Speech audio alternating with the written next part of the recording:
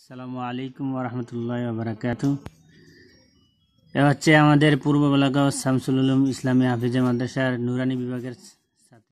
1 নম্বর হাদিস শরীফ কালান নবী সাল্লাল্লাহু আলাইহি ওয়াসাল্লাম আহলিজ দীনাকা ইয়াকুফিকাল আমালুল কালিল।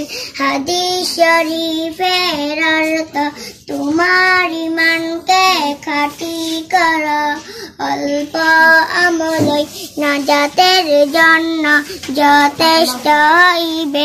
2 নম্বর হাদিস শরীফ খায়রুকুম মান তাআল্লামাল কুরআন ওয়া আল্লামাহু।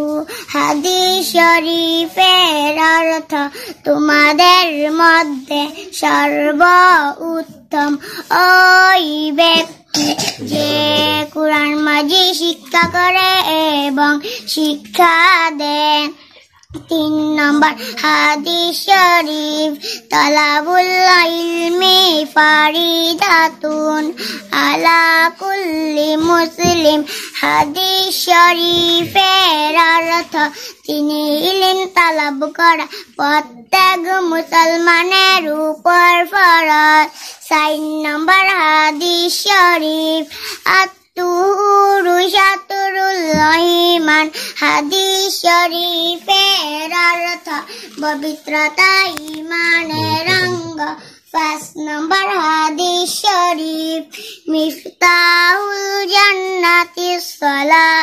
হাদিস শরীফের অর্থ নামাজ বেহেশতের চাবি। মাশাআল্লাহ, খুব সুন্দর হয়েছে।